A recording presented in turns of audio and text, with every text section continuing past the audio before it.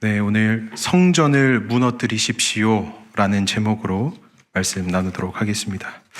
오늘 제목부터 아주 강렬하죠. 성전을 무너뜨리십시오.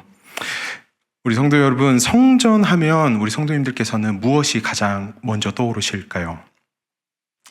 요즘에는 이 성전이라고 하는 인식이 많이 바뀌고 또 많은 목사님들께서도 이 설교를 통해서 성전에 대한 인식을 많이 바꿔주셨습니다.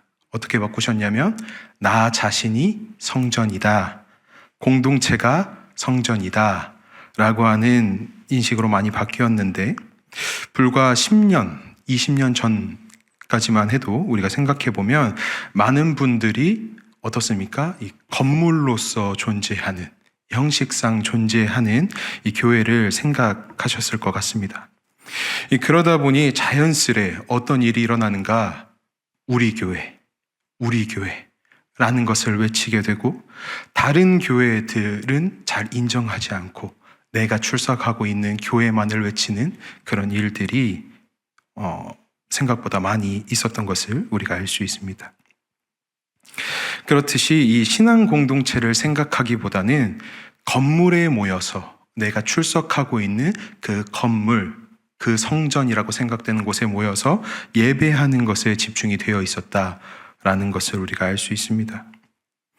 규모가 있는 교회에 출석하면 괜히 나도 모르게 어깨가 이렇게 으쓱하고, 상대적으로 작은 규모에 출석하고 있으면 왠지 모르게 움츠러드는, 교회가 교회로서 기능을 하기보다는 나 자신을 드러내는 데에 수단으로 사용하고 내 자신의 욕심을, 이익을 충족시키기 위한 그런 대안으로 삼는 모습들도 있었던 것 같습니다. 이 건물이 관리를 잘 하지 않으면, 또 관리를 잘 하지 않고 오래되면 문제가 생기기 시작합니다. 벽에 금이 가기도 시작하고요. 무엇인가 제 기능을 하기 어려워지기도 하고 여러 가지 문제가 발생합니다. 이 관리를 잘 한다고 해도 문제가 생기기 마련인데, 관리를 하지 않으면 어떻겠습니까? 더 큰 문제들이 일어날 것입니다. 그런데 우리의 신앙도 그렇다라는 것입니다. 관리를 잘 하지 않으면 반드시 문제가 생깁니다.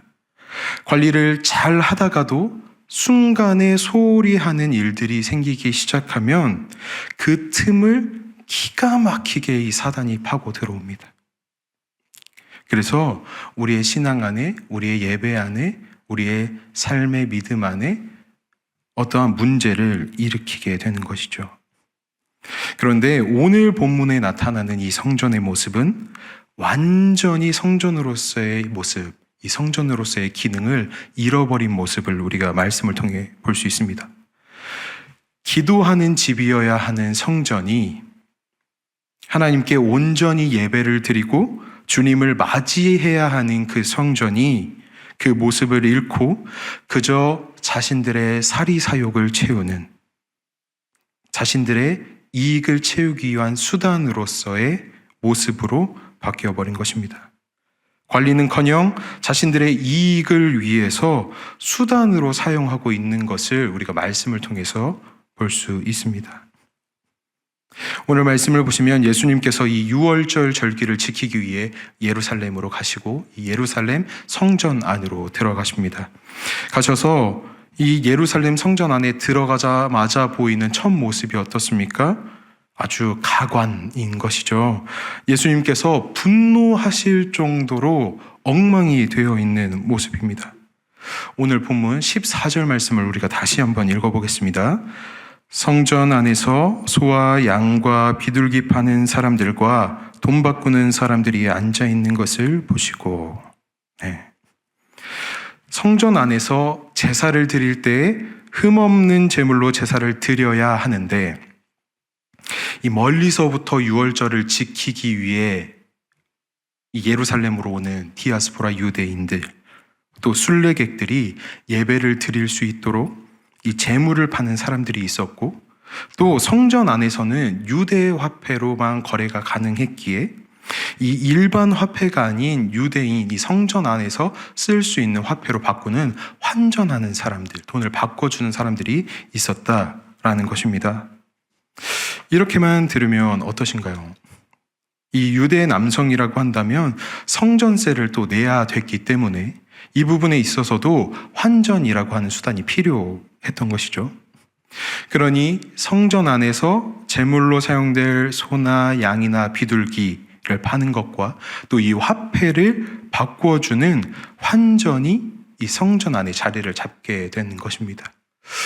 우리 성도 여러분, 생각해 보시면 어떠십니까? 우리가 아주 멀리서부터 이 유월절을 지키기 위해 제물을 며칠 밤낮을 이렇게 안고 온다고 생각을 해볼까요?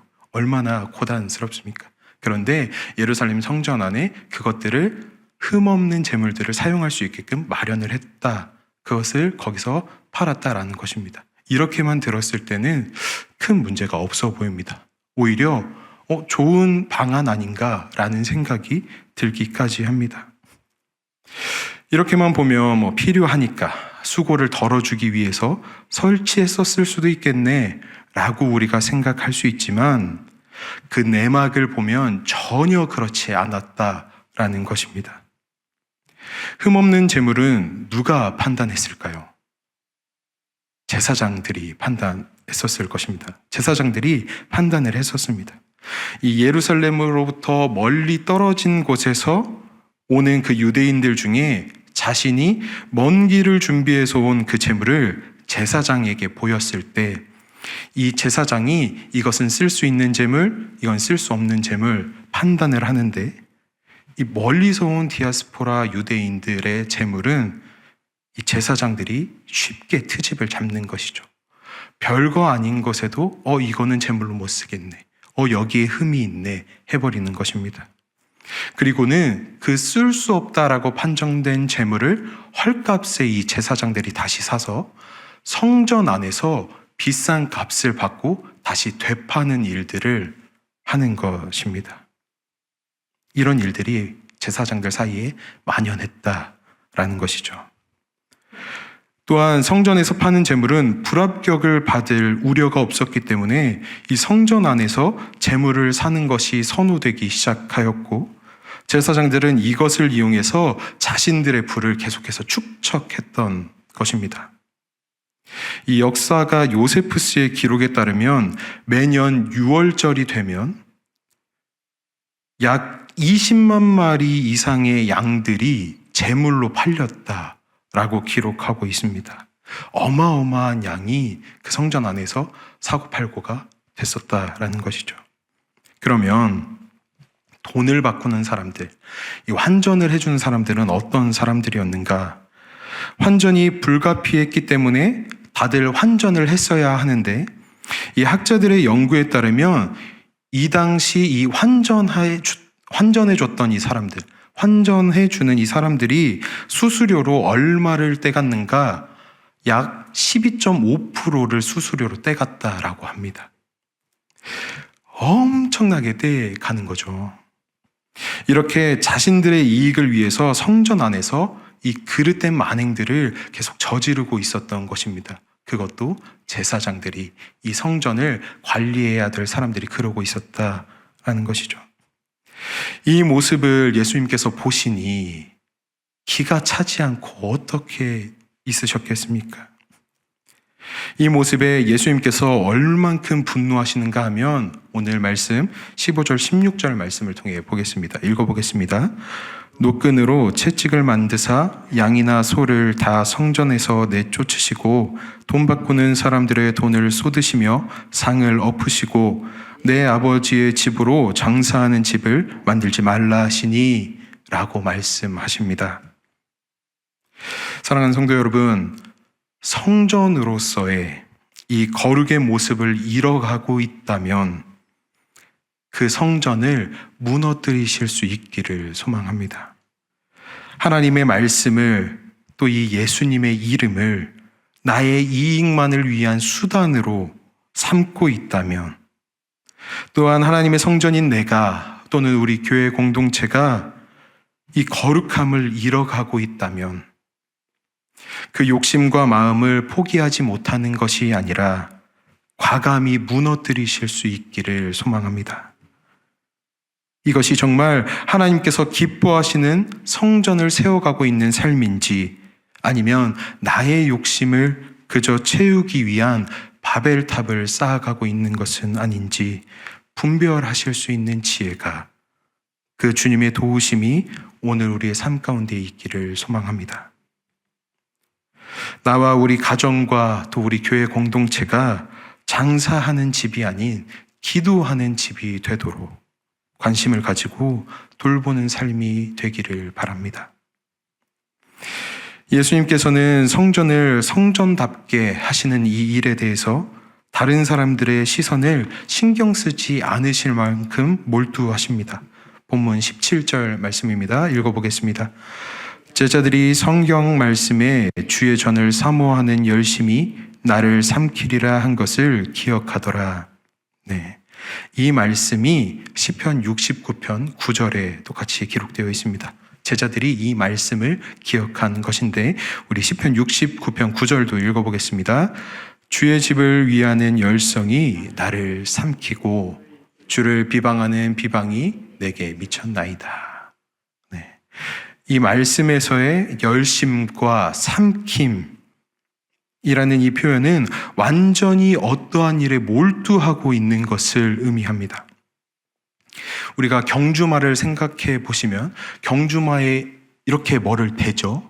이거를 차한대라고 하는데, 이 말의 눈 양옆을 가리개로 가리고 앞만 보게 하는 것입니다. 그런 것처럼 예수님께서 이 제사장들 또 유대인들의 시선을 신경 쓰지 않으시고 예수님께서 하실 그 일을 단행하셨다라는 것입니다. 이런 예수님을 본받아 거룩함을 지켜내는 것에 있어서 주변의 시선을 이겨내는 당당함이 저와 우리 성도님들의 삶에 있기를 소망합니다. 주변에서 무슨 유난이냐 조롱할지라도, 순간마다 우리를 유혹하는 상황과 목소리들이 들릴지라도 이 영적 차한대를 쓰고 오직 주님만 바라보며 당당히 세상을 마주하실 수 있기를 소망합니다. 예수님의 이런 단행에 유대인들이 예수님께 표적을 구합니다. 이것은 예수님의 권위를 인정해서가 아니라 예수님을 곤란하게 하기 위한 목적으로 요구하는 것입니다. 이에 예수님께서 오늘 본문 19절과 같이 말씀하시는데, 우리 19절 말씀 읽어보겠습니다. 예수께서 대답하여 이르시되 너희가 이 성전을 헐라 내가 사흘 동안에 일으키리라. 아멘. 성도 여러분, 우리가 무너뜨린 성전을 예수님께서 일으키십니다. 예수님께서 친히 성전이 되어주시고 우리가 성전이 될 수 있도록 주님께서 하시기 위해 이 땅에 오늘도 여전히 우리에게 오셨다라고 하는 이 사실을 믿음으로 고백하실 수 있기를 바랍니다. 유대인들이 예수님을 조롱합니다. 예루살렘 성전을 46년 동안 지었는데 어찌 당신이 3일 만에 그 성전을 다시 세울 수 있겠느냐 라고 반문합니다. 이에 21절에 사도 요한이 그 의미에 대해서 해설을 합니다. 오늘 본문 21절 말씀입니다. 읽어보겠습니다. 그러나 예수는 성전된 자기 육체를 가리켜 말씀하신 것이라. 아멘. 예수님께서는 자신의 행동으로 인하여 십자가형을 당하실 것을 아셨음에도 이 하나님의 뜻을 이루시기 위해서, 또 우리를 구원하시기 위해서, 예수님으로 인하여 우리가 하나님께로 나아갈 수 있도록 하시기 위해서 세상의 조롱을, 그 십자가에서의 피 흘리심을 감당하셨고 그렇게 친히 우리의 성전이 되어 주셨습니다. 우리 사랑하는 열린배들교회 공동체 성도 여러분, 내가 쌓은 성전을 무너뜨리는 일이 어려울 수 있습니다. 나름 견고하게 쌓아왔던 것 같고 괜찮게 세워왔던 것 같고 정말 노력하고 힘을 다해서 지켜온 성전일 수 있으나 더 선하고 온전하게 세우실 그 주님을 신뢰하실 수 있기를 바랍니다.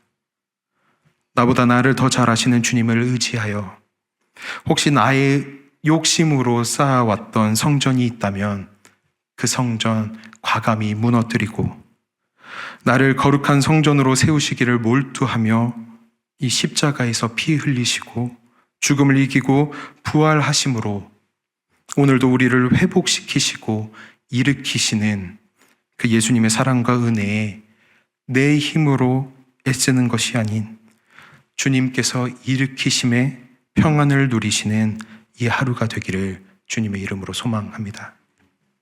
우리 같이 기도하시겠습니다. 우리의 성전이 되어주시고 우리를 성전되게 하신 주님, 주님 앞에 늘 거룩함을 지켜낼 줄 아는 교회가 되게 하여 주시옵소서. 혹여 욕심으로 성전을 쌓고 있었다면 과감히 무너뜨릴 수 있는 용기를 주시옵소서. 더 선하고 온전하게 일으키실 주님을 신뢰함으로 우리를 거룩한 주님의 자녀가 될 수 있도록 몰두하여 우리를 인도하시는 주님을 바라보는 지혜를 더하여 주시고 나보다 나를 더 잘 아시는 주님을 의지함으로 무너뜨리지 않기 위해 힘들어하는 것이 아닌 나를 위해 십자가에 피 흘리시고 죽음을 이기시고 부활을 하셔서 오늘도 우리에게 찾아와 회복시키시고 일으키시는 그 주님의 사랑과 은혜에 참 평안을 누리는 하루가 되게 하여 주시옵소서. 우리의 성전이 되어주셔서 감사합니다. 우리를 자녀 삼으시고 성전이 되게 해주셔서 감사합니다. 이 모든 기도 지금도 여전히 약속을 이루시는 우리 주 예수 그리스도의 이름으로 하나님 아버지 앞에 기도드립니다. 아멘.